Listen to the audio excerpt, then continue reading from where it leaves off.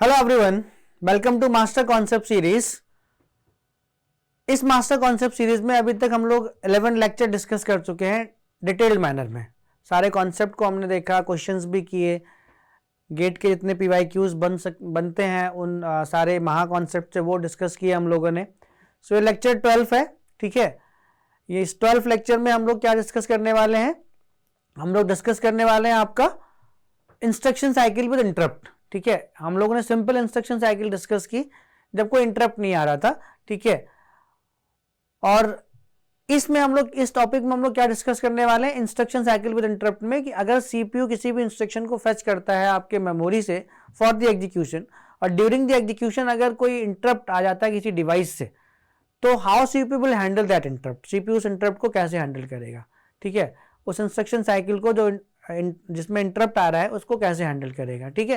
तो ये डिस्कस करने वाले हैं। यहाँ से भी कई बार क्वेश्चन बने हैं, रिसेंटली भी एक 2 नंबर का क्वेश्चन पूछा गया था, ठीक है। तो वो भी मैं आपको दिखाऊंगा क्वेश्चन, ठीक है, डिस्कस करूंगा आपके साथ।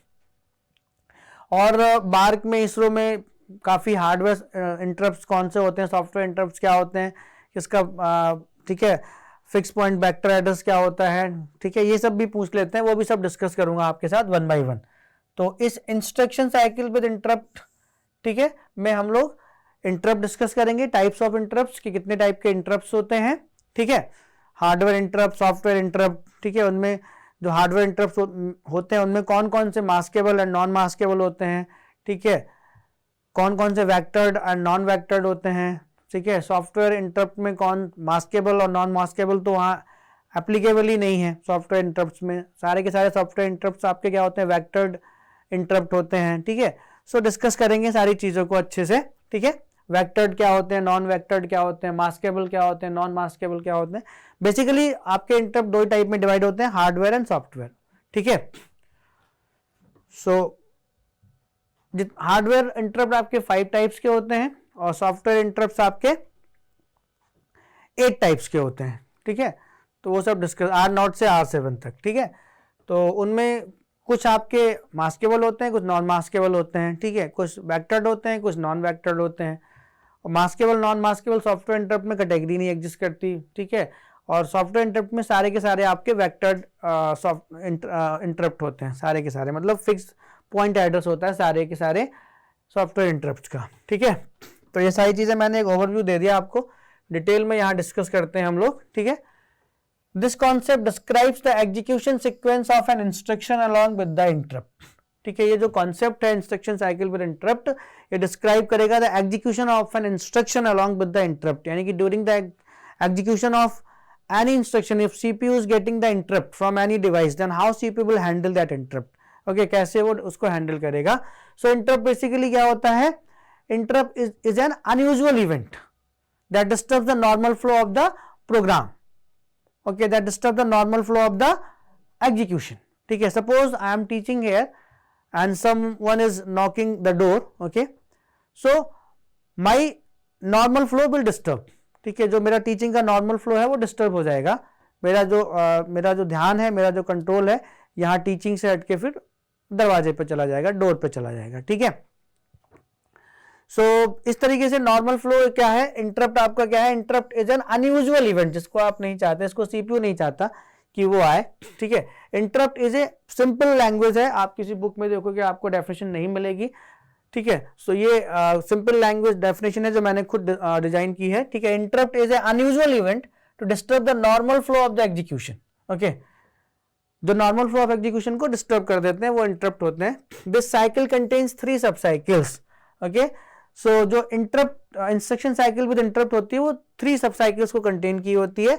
यहां से आप स्टार्ट करोगे तो, ठीक है, फेच नेक्स्ट इंस्ट्रक्शन को फेच करोगे, एग्जीक्यूट करोगे इंस्ट्रक्शन को, ठीक है, एग्जीक्यूट करोगे इंस्ट्रक्शन को, ठीक है, एग्जीक्यूट करोगे इंस्ट्रक्शन को। अगर इंटरप्ट्स आपके डिसेबल हैं, कोई भी इंटरप्ट नहीं है, हर एक इंस्ट्रक्शन को एग्जीक्यूट करने के बाद आपका जो सीपीयू है इंटरप्ट फ्लैग को चेक करता है कि वो सेट है कि रीसेट है, ठीक है। अगर डिसेबल है, रीसेट है, तो अगेन वो जाएगा, फिर से क्या करेगा आपका नेक्स्ट इंस्ट्रक्शन को फेच करेगा और ये साइकिल आपकी चलती रहेगी।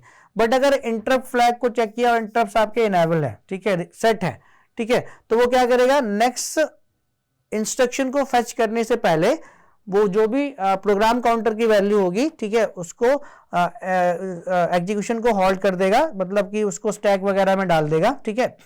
और फिर इंटरप्ट अगर इनेबल है तो check for interrupt service, okay, service interrupt enable, किस टाइप का इंटरप्ट है उसको सर्विस प्रोवाइड करेगा, इंटरप्ट साइकिल प्रोवाइड करेगा, then execution cycle, then again वो फेच साइकिल पे आ जाएगा, ठीक है। फिर से वो नेक्स्ट सर्विस प्रोवाइड करने के बाद, इस इंटरप्ट साइकिल को एग्जीक्यूट करने के बाद, इंटरप्ट सर्विस रूटीन प्रोवाइड करने के बाद फिर से वो नेक्स्ट इंस्ट्रक्शन को फेच करने के लिए आ जाएगा, ठीक है। जो भी उसने पीसी की वैल्यू स्टैक में डाल देता है वो फिर पॉप ऑपरेशन करके फिर उस नेक्स्ट इंस्ट्रक्शन के एड्रेस को स्टैक से रिटर्न लेके और फिर से नॉर्मल फ्लो में आ जाता है, ठीक है। अगर डिसेबल है तो एक प्रोसेस कंटिन्यू रहेगा, ठीक है, फेच एग्जीक्यूट। अगर इनेबल्ड है तो हॉल्ट कर जाएगा एग्जीक्यूशन, मतलब नेक्स्ट इंस्ट्रक्शन को फेच नहीं करेगा फॉर द एग्जीक्यूशन। वो क्या करेगा, जब इंटरप्ट अगर आएगा तो करंटली फेच इंस्ट्रक्शन के एग्जीक्यूशन को पूरा कंप्लीट करेगा, उसके बाद नेक्स्ट इंस्ट्रक्शन को फेच नहीं करेगा, पहले इनेबल्ड है तो सर्विस प्रोवाइड करेगा, इंटरप्ट साइकिल देगा, फिर इंटरप्ट साइकिल देने के बाद फिर स्टैक में जो भी पीसी की वैल्यू उसने डाली थी, ठीक है, उसको पॉप ऑपरेशन के थ्रू रिटर्न लेगा और फिर से नॉर्मल फ्लो में आ जाएगा, फिर से नेक्स्ट इंस्ट्रक्शन को फेच करेगा मेमोरी से और एग्जीक्यूट करता रहेगा, ठीक है। तो ये आपका क्या हो गया, इंस्ट्रक्शन साइकिल विद इंटरप्ट हो गई, ठीक है। The above sequence diagram indicates that the CPU will be respond to the interrupts only after completion of the current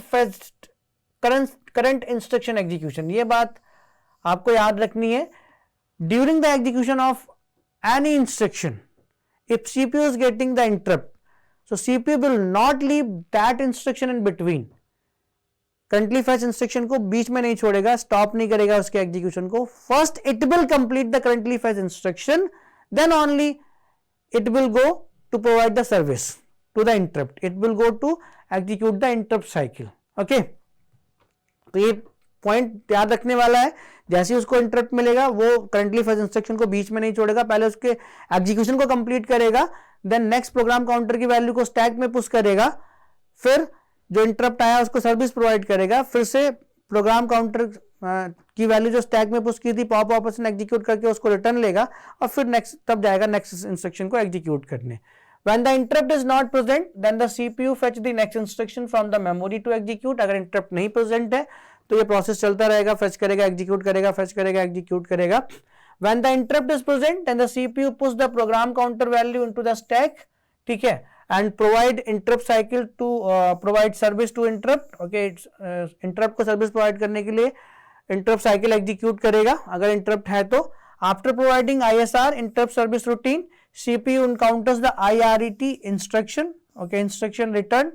It invokes the pop operation to restore the PC with return address, okay. Therefore, after service the interrupt, the CPU will fetch the next instruction from the memory, okay. Service provide करने के बाद, ठीक है, वो उस next instruction के address को pop कर लेगा स्टैक से और फिर से वो नेक्स्ट इंस्ट्रक्शन को फेच करेगा और एग्जीक्यूट करेगा, फिर से नॉर्मल फ्लो में आ जाएगा, ठीक है। तो ये तरीका है। Interrupts have two types. Interrupts basically कितने टाइप्स में डिवाइड होते हैं आपके, टू टाइप्स में डिवाइड होते हैं, ठीक है। सो कौन कौन से वो दो टाइप्स हैं आपके, हार्डवेयर इंटरप्ट हैं और सॉफ्टवेयर इंटरप्ट हैं, ठीक है। मैं आपको पहले ही बता चुका हूं हार्डवेयर इंटरप्ट आपके क्या होते हैं, ठीक है, जो आपके किससे आते हैं, hardware pins of the processor से आते हैं। From the name you can understand hardware interrupts, okay. Hardware interrupt, this interrupt is present at the hardware pins of the processor, जो प्रोसेसर के पीछे हार्डवेयर पिंस लगी होती है वहां से हार्डवेयर इंटरप्ट जाते हैं। Software interrupts, from the name you can understand only software interrupt, these kind of interrupts will go through the instruction set of the processor, ठीक है, जो भी प्रोसेसर का इंस्ट्रक्शन सेट होता है उससे जाते हैं, ठीक है। Software interrupt is A instruction, it is present in the instruction set of the processor, ठीक है। सो जो भी इंस्ट्रक्शन सेट होता है प्रोसेसर का उससे आपका सॉफ्टवेयर इंटरप्ट होता है और जो भी hardware pins of the processor होती हैं उससे आपका हार्डवेयर इंटरप्ट आता है, ठीक है। जैसे सिस्टम कॉल है आपका, ये सॉफ्टवेयर इंटरप्ट है। जैसे सिस्टम कॉल है ये आपका क्या है, सॉफ्टवेयर इंटरप्ट है। जब ओएस पढ़ेंगे तो वहां पे बताऊंगा सिस्टम कॉल, ठीक है। तो तो हार्डवेयर इंटरप्ट, सॉफ्टवेयर इंटरप्ट समझ में आ गया। Software interrupt present in the hardware pins of the processor and software interrupt present in the instruction set of the processor.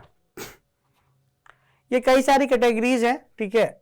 जैसे आपका मास्केबल इंटरप्ट होता है, नॉन मास्केबल इंटरप्ट होता है, वेक्टर इंटरप्ट होता है, नॉन वेक्टर इंटरप्ट होता है, ठीक है।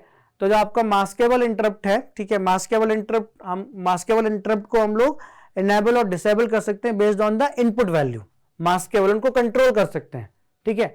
मास्केबल इंटरप्ट मतलब कंट्रोल, ऐसे इंटरप्ट को कंट्रोल कर सकते हैं based on the input value. We can enable और disable based on the input value, okay. So these interrupts are enabled और disabled based on the input value. इनको control किया जा सकता है based on the input value, उसको disable और enable किया जा सकता है। नॉन मास्केबल, एनएमआई कहते हैं इसको, एनएमआई, और ट्रैप भी बोलते हैं, ठीक है। ट्रैप तो इसमें यूज होता है, ठीक है। तो एनएमआई, नॉन मास्केबल इंटरप्ट, ठीक है। सो ऐसे इंटरप्ट जिनको आप डिसेबल कर ही नहीं सकते, ऑलवेज वो इनेबल स्टेट में होते हैं, ठीक है। Based on the input value आप उनको डिसेबल नहीं कर सकते, वो हमेशा इनेबल स्टेट में होते हैं। These interrupts are always present in the enable state like trap.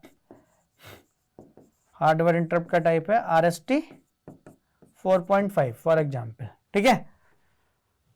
Vector interrupt, these interrupts are associated with the fixed vector point, static vector address, okay. ऐसे इंटरप्ट्स जिनका फिक्स्ड वेक्टर एड्रेस होता है, ठीक है, static होता है, ठीक है, डायनामिक नहीं होता। Non vector interrupt, these interrupts are associated with the dynamic vector point, the vector address is supplied by the source। इसका सिर्फ एक ही एग्जाम्पल है, ठीक है, इसका भी ठीक है, इसका भी एक ही एग्जाम्पल है आपका INTR। ये आपका हार्डवेयर इंटरप्ट का एक टाइप है INTR। तो ये सिर्फ आपका क्या होता है, नॉन वेक्टर्ड होता है, रिमेनिंग आपके वेक्टर्ड होते हैं, ठीक है। टोटल 5 हार्डवेयर इंटरप्ट्स होते हैं, जिसमें एक आपका क्या होता है, नॉन मास्केबल होता है, रिमेनिंग मास्केबल होते हैं, और एक आपका नॉन वेक्टर्ड होता है INTR, रिमेनिंग आपके वेक्टर्ड होते हैं, ठीक है। और सॉफ्टवेयर इंटरप्ट में कैटेगरी एग्जिस्ट ही नहीं करती। सॉफ्टवेयर इंटरप्ट में maskable, non maskable interrupt exist ही नहीं करती। सारे के सारे सॉफ्टवेयर इंटरप्ट आपके क्या होते हैं, वेक्टर्ड इंटरप्ट होते हैं, ठीक है। फिक्स पॉइंट एड्रेस उनका पहले से होता है, वो डायनामिक उनमें कोई भी नहीं होता, ठीक है। तो आई थिंक आपको ये सारी बातें समझ में आ गई। ये सारे पॉइंट्स में यहां पे लिख देता हूं, ठीक है। ओनली RST इंपॉर्टेंट पॉइंट से लिख लो 4.5, और trap is NMI, non maskable interrupt, remaining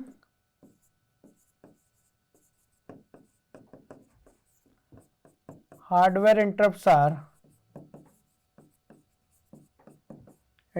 are maskable.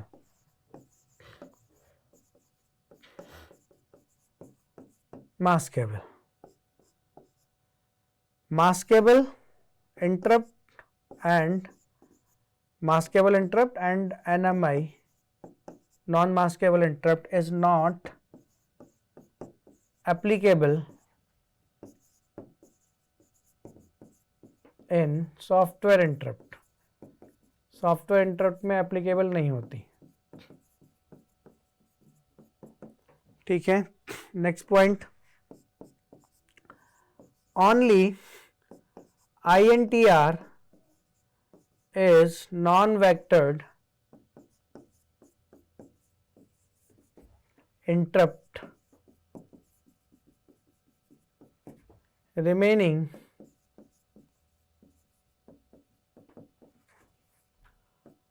hardware interrupts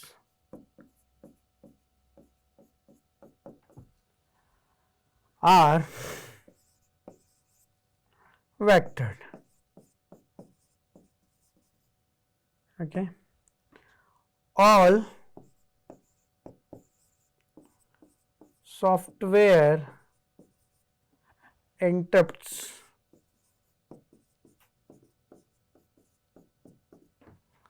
are vectored interrupts। So these are some important points, okay, please note it down। आपके काम की चीजें हैं ये सब, ठीक है। क्वेश्चंस पूछे जाते हैं इन सब जगह से भी, ठीक है। सो ये सारे आपके क्या हैं, नोट पॉइंट्स हैं जो आपको क्या करना है, रिमेंबर रखना है, ठीक है। तो नोट कर लो इनको, ठीक है। सो यहां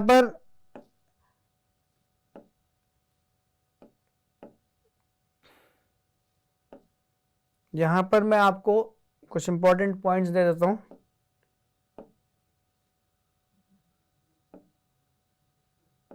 ठीक है। सो यहां पे इंटरप्ट स्ट्रक्चर डिस्कस कर लेते हैं हम लोग।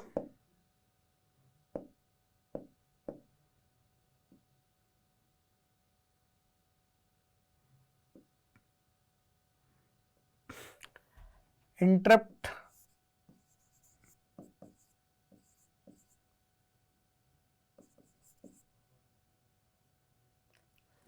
स्ट्रक्चर डिस्कस कर लेते हैं।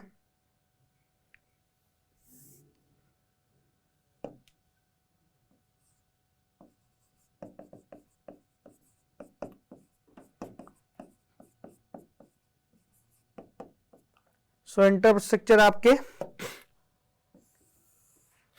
दो टाइप के होते हैं बेसिकली, ठीक है। सो इंटरप्ट आपका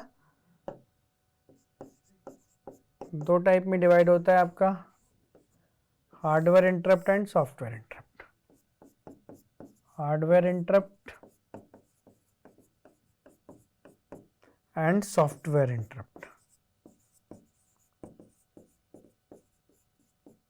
ठीक है। ध्यान से सुनना, यहां से भी क्वेश्चन बनते हैं, पीएसयूज में बनते हैं, गेट में कभी यहां से क्वेश्चन नहीं बना, ठीक है। पीएसयूज में क्वेश्चंस बनते हैं। सो हार्डवेयर इंटरप्ट आपके 5 टाइप्स के होते हैं, मैं लिख देता हूं यहां पर। RST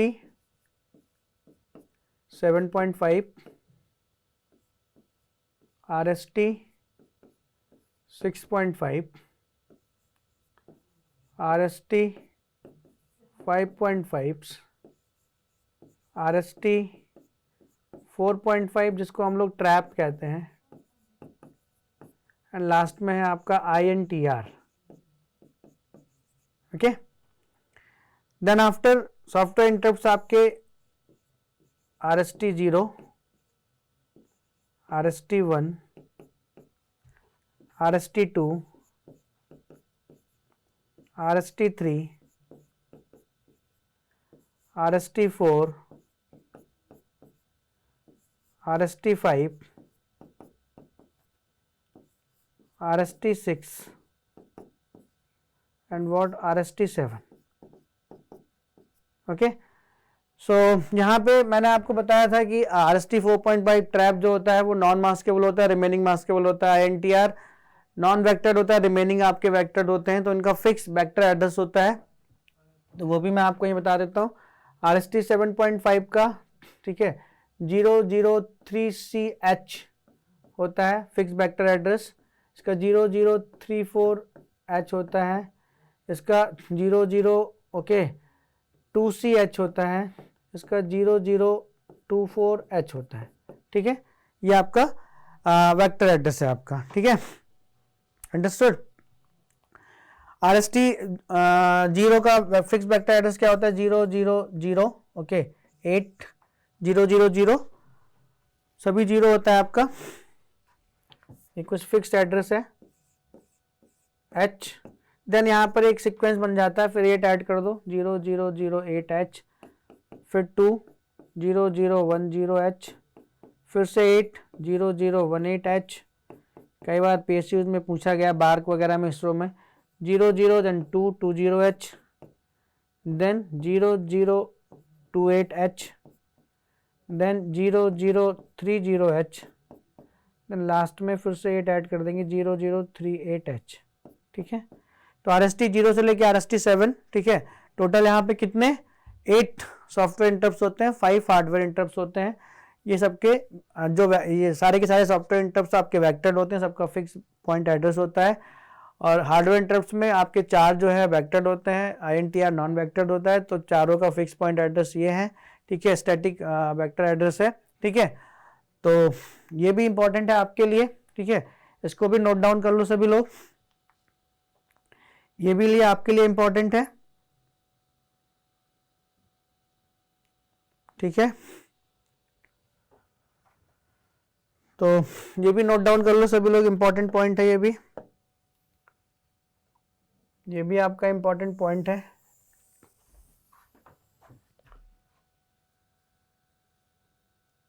ठीक है, ये सारे आपके इंपॉर्टेंट हैं। ठीक है, पीएसयूज के पॉइंट ऑफ व्यू से जो छोटे मोटे एग्जाम्स होते हैं लाइक बार, इस बार का अपना सेपरेट एग्जाम होता है, गेट के थ्रू भी लेता है। ठीक है, अभी अप्रैल में फॉर्म आएंगे नॉन गेट वालों के लिए। ठीक है, तो और फॉर्म उसमें आपको फिल करना पड़ता है कि आप गेट के थ्रू जाना चाहते हो कि नॉन गेट, दोनों ऑप्शन चूज करना चाहते हो, दोनों ऑप्शन भी चूज कर सकते हो। इसरो का एग्जाम तो सेपरेट ही होता है, अपना खुद का एग्जाम लेता है। एनआईसी अपना खुद का एग्जाम लेती है, नेशनल इंफॉर्मेटिक्स सेंटर। अब तो बहुत सारे फॉर्म आने लगे हैं कंप्यूटर साइंस में भी, पीएसयूज में। ठीक है, तो ये आपके लिए प्लस पॉइंट है कि अब पीएसयूज में भी वैकेंसी आने लगी है कंप्यूटर साइंस से। ठीक है, तो आई थिंक आपने नोट कर लिया होगा। उसके बाद मैं इंटरप्ट की प्रायोरिटी बता देता हूं आपको।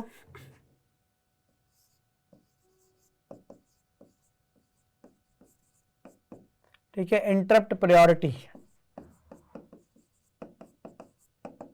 ठीक है, इंटरप्ट की प्रायोरिटी बता देता हूं मैं आपको। ठीक है,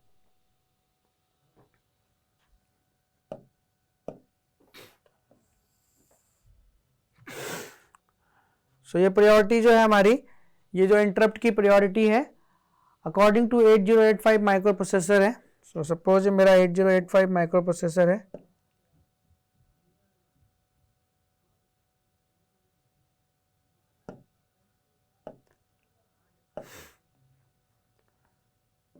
तो ये 8085 माइक्रो प्रोसेसर है सपोज। ठीक है, 8085 माइक्रो प्रोसेसर के अकॉर्डिंग जो हार्डवेयर इंटरप्ट है उनकी प्रायोरिटी क्या है। ठीक है, सबसे पहले ट्रैप आ रहा है, पहले इसको हैंडल करेंगे। Then RST 7.5, then RST 6.5, then RST 5.5। सबसे जो लो प्रायोरिटी होती है वो INTR की होती है। तो ये प्रायोरिटी ऑर्डर है हाईएस्ट टू लोवेस्ट।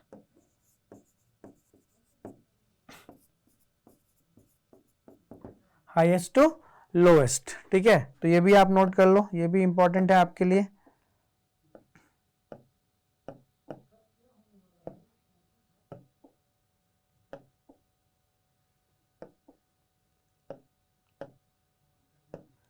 ठीक है, ये भी आपके लिए इंपॉर्टेंट है।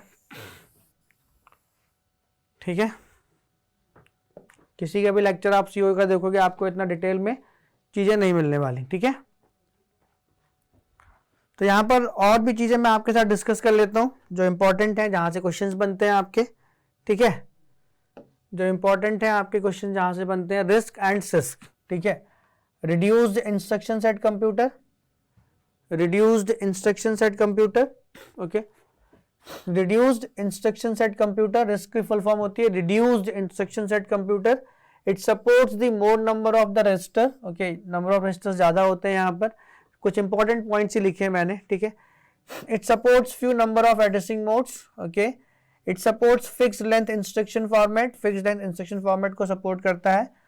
1 इंस्ट्रक्शन पर साइकिल, CPI इक्वल टू 1 होता है, CPI इक्वल टू 1 होता है। तो it support successful pipeline implementation because CPI equal to 1 है। आपको इतने ही पॉइंट यहाँ पे रिमेंबर रखने हैं। फिक्स्ड लेंथ इंस्ट्रक्शन फॉर्मेट को सपोर्ट करता है, मोर नंबर ऑफ रजिस्टर्स होते हैं, फ्यू एडिसिंग मोड्स होते हैं, CPI इक्वल टू 1 होती है। जब हर एक इंस्ट्रक्शन एक ही साइकिल ले रहा है तो सक्सेसफुल पाइपलाइन इंप्लीमेंटेशन को ये क्या कर रहा है, इंप्लीमेंट कर रहा है। ठीक है, next point, it supports the less number of the register. okay, it supports the less number of register. yes, जैसे उसका अपोजिट है, यह है कॉम्प्लेक्स इंस्ट्रक्शन सेट कंप्यूटर। वो रिड्यूस्ड इंस्ट्रक्शन सेट कंप्यूटर, ये complex instruction set computer. So few number of registers हैं, so it supports more number of addressing modes. It support, वो fixed instruction format को support करता था, ये variable length instruction format को support करता है। वो पाइपलाइनिंग को सक्सेसफुली इंप्लीमेंट करता था, ये इंप्लीमेंट नहीं करता है। Pipelining not successfully implementation in CISC. Okay, CPI is not equal to 1, यहाँ पे CPI इक्वल टू 1 नहीं है, वहाँ पे CPI इक्वल टू 1 होता था, इसलिए पाइपलाइनिंग सक्सेसफुली वो इंप्लीमेंट करता था रिस्क। ठीक है, और सिस्क नहीं करता। ठीक है, सो रिस्क और सिस्क में यहाँ पे कुछ डिफरेंसेस हो गए। ठीक है, ये क्वेश्चन है जो आपके इंटरप्ट से रिसेंटली पूछा गया था। ऐसे बहुत सारे क्वेश्चन हैं, थ्योरेटिकल क्वेश्चन ही ज़्यादा हैं। ठीक है, अगर गेट में बात करोगे तो थ्योरेटिकल क्वेश्चन ज़्यादा है। तो क्वेश्चन क्या है, The following are some events that occur after a device controller issues and interrupt, okay, while process L is under execution. कोई प्रोसेस L है जो अंडर एग्जीक्यूशन है, ठीक है, कोई डिवाइस जो है इंटरप्ट क्रिएट करती है, तो डिवाइस कंट्रोलर होगा वो कैसे हैंडल करेगा, ठीक है, तो किस ऑर्डर में हैंडल करेगा, ठीक है. तो the processor pushes the process status of L on to the control stack, मतलब जैसे ही इंटरप्ट आएगा, ठीक है, वैसे ही वो प्रोसेस एल के स्टेटस को आपका जो है पुट कर देगा स्टैक में, मतलब उसके एग्जीक्यूशन को बीच में ही रोक देगा नहीं. The processor finishes the execution of the current instruction, yes, ठीक है, जब भी इंटरप्ट आएगा सबसे पहले ये वाला काम करता है processor. The processor finishes the execution of the current instruction, जो भी करंटली इंस्ट्रक्शन चल रही है जिसका एग्जीक्यूशन वो कर रहा है, उसके एग्जीक्यूशन को पहले खत्म करेगा, बीच में हॉल्ट नहीं करेगा कि छोड़ के आगे पहले उसको सर्विस प्रोवाइड करने लग जाएगा. सबसे पहले तो आपका क्यू, तो देखो ऑप्शन कट कर दो ना, तो बी और सी का कोई मतलब ही नहीं, सबसे पहले क्यू आएगा, तो ए और डी में से एक करेक्ट होगा, तो ये तो बिल्कुल ही गलत हो गए ना, तो ए और बी और सी तो आप हटा ही दो, रिसेंटली पूछा हुआ क्वेश्चन है. बचा आपका ए और डी, इनमें से कोई एक करेक्ट होगा आपका.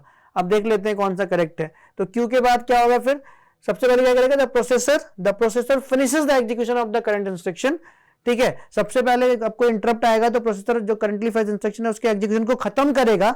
खत्म करने के बाद जो प्रोग्राम काउंटर में नेक्स्ट इंस्ट्रक्शन की एड्रेस पड़ा हुआ है, ठीक है, उसके स्टेटस को वो क्या करेगा, उसके एड्रेस को स्टैक में पुश कर देगा, ठीक है, और फिर सर्विस प्रोवाइड करेगा. सर्विस प्रोवाइड करने के बाद आके फिर से पॉप ऑपरेशन करेगा और स्टैक से उस जो भी नेक्स्ट इंस्ट्रक्शन का एड्रेस था उसको पॉप करेगा, रिटर्न लेगा और फिर से उस नेक्स्ट इंस्ट्रक्शन को फेच करके उसको एग्जीक्यूट करेगा. So the processor pushes the process status of L onto the control stack, बिल्कुल ठीक है. देन क्यू के बाद पी, ठीक है, क्यू के बाद पी, देन देखो क्यू के बाद टी है तो ये भी हटा दो, ऑप्शन यही करेक्ट हो गया ना. पी के बाद फिर टी करेगा. The processor loads the new PC value based on the interrupt, yes, okay. Then फिर आर मतलब the processor execute the interrupt service routine, ISR provide करेगा. द प्रोसेसर पॉप्स द, फिर उसके बाद वो प्रोसेस के स्टेटस एल को कंट्रोल स्टैक से पॉप करेगा, पॉप ऑप्शन एग्जीक्यूट करके QPTRS, ठीक है. तो सब मैंने डिस्कस किया था. तो अगर आप जैसे मैंने आपको पहले ही बताया था, अगर मैचिंग के क्वेश्चन मिलते हैं, इस टाइप क्वेश्चन मिलते हैं, तो पहले आप देख लो कि पहले कौन सा आ रहा है, उसके बाद ऑप्शन कट कर दो, एलिमिनेट कर दो, आपकी हेल्प होगी काफी, ठीक है, ऐसे क्वेश्चंस को सॉल्व करने में, ठीक है. तो अगला क्वेश्चन देख लेते हैं. ये आपका अगला क्वेश्चन है. Consider the following processor, okay, design characteristics. Consider the following processor design characteristics. So ये कोई processor design characteristics, processor design की कैरेक्टरिस्टिक्स है, ठीक है. Register to register arithmetic operations only, fixed length instruction format, hardwired control unit. Which of the characteristics above are listed in the design of a RISC processor. Reduce instruction, recently पूछा हुआ question है. Reduce instruction set computer processor में कौन सी characteristics आपकी होती हैं, ठीक है. सो मैंने बताया था कि रिस्क में आपके नंबर ऑफ रजिस्टर्स क्या होते हैं, ज्यादा होते हैं. तो जब ज्यादा होंगे रजिस्टर फाइल आपकी लार्ज होगी तो डेफिनेटली सारे के सारे ऑपरेशन रजिस्टर टू रजिस्टर ही करेगा आपका प्रोसेसर. तो पहला तो करेक्ट है. फिक्स्ड लेंथ इंस्ट्रक्शन फॉर्मेट, ये भी आपको बताया कि फिक्स्ड लेंथ इंस्ट्रक्शन फॉर्मेट ही क्या करता है, यूज करता है आपका रिस्क. और हार्डवायर्ड कंट्रोल यूनिट, बिल्कुल, जो हार्डवायर्ड कंट्रोल यूनिट होती है वो आपकी फास्टेस्ट कंट्रोल यूनिट होती है, क्योंकि आपका रिस्क उसका यूज करता है, ठीक है. सो रिस्क प्रोसेसर भी हार्डवायर्ड कंट्रोल यूनिट का यूज करता है, या रिस्क हार्डवायर्ड कंट्रोल यूनिट में रिस्क को इम्प्लीमेंट करते हैं, यस. सो सारे के सारे कैरेक्टरिस्टिक्स आपके रिलेट कर रहे हैं किससे, रिस्क प्रोसेसर डिजाइन से, ठीक है. So first and second only no, second and third only no, first and third only no, yes, D is the right answer, ठीक है. तो सारी की सारी कैरेक्टरिस्टिक्स आपकी बिलोंग कर रही हैं किससे, आपके किससे बिलोंग कर रही है, आपके रिस्क प्रोसेसर डिजाइन से बिलोंग कर रही है, ठीक है. तो ये सारे क्वेश्चंस हम लोगों ने डिस्कस कर लिए रिसेंटली, ठीक है, पूछे हुए क्वेश्चन. और भी क्वेश्चंस हैं रिस्क और सिस्क से, वो सिर्फ थ्योरेटिकल क्वेश्चंस हैं, देख लेना आप लोग, ठीक है. सो ये आपके चारों लेक्चर्स खत्म कर लिए. 5th लेक्चर में इंस्ट्रक्शन साइकिल, अभी तक क्या किया हम लोगों ने, इंस्ट्रक्शन फॉर्मेट खत्म कर लिया, क्वेश्चंस कर लिए, ठीक है, फ्लैग्स कर लिया, क्वेश्चन कर लिए, एड्रेसिंग मोड 10 और 11 कर लिया, क्वेश्चंस कर लिए, एंड इंटरप्ट कर लिया, ठीक है, जिसमें इंस्ट्रक्शन साइकिल विद इंटरप्ट हम लोगों ने डिस्कस की. टाइप्स ऑफ इंटरप्ट डिस्कस कर लिए, हार्डवेयर सॉफ्टवेयर, उनमें से कौन से मास्केबल होते हैं, कौन से नॉन मास्केबल होते हैं, उनका फिक्स पॉइंट वेक्टर एड्रेस क्या होता है, ठीक है, ओके, अंडरस्टूड. और प्रायोरिटी क्या होती है अकॉर्डिंग टू 8085 माइक्रो प्रोसेसर, ठीक है, हार्डवेयर इंटरप्ट्स की, ठीक है। तो ये सब डिस्कस कर लिया, क्वेश्चंस भी कर लिए यहाँ पे, PYQs भी कर लिए, आपके गेट के जितने भी पूछे गए थे इंटरप्ट से, और रिस्क एंड सिस्क भी डिस्कस कर लिया हम लोगों ने, important points. So next lecture में डिस्कस करने वाला हूँ मैं CPU ऑर्गेनाइजेशन, मतलब रजिस्टर जितने भी मैंडेटरी रजिस्टर्स हैं वो डिस्कस करेंगे, ठीक है। और मैंडेटरी रजिस्टर डिस्कस करने के बाद, ठीक है, CPU का परफॉर्मेंस टाइम कैसे निकालते हैं, ठीक है, वो डिस्कस करेंगे, ठीक है। देन फिर कंट्रोल यूनिट दोनों डिस्कस करेंगे 14-15 लेक्चर्स में। देन पाइपलाइनिंग इंपॉर्टेंट कॉन्सेप्ट है, यहाँ से 2 से 4 मार्क्स आप मान के चलो आएगा ही आएगा। मेमोरी ऑर्गेनाइजेशन से 2 से 4 मार्क्स आप मिनिमम 2 तो आएगा ही आएगा, मैक्सिमम 1-2 क्वेश्चन और डाल देंगे। यहाँ से भी आपका DMA से भी एक क्वेश्चन आप एक्सपेक्ट कर सकते हो 2 मार्क्स का। तो these are the important concept जो हम कवर करने वाले हैं अभी, ठीक है।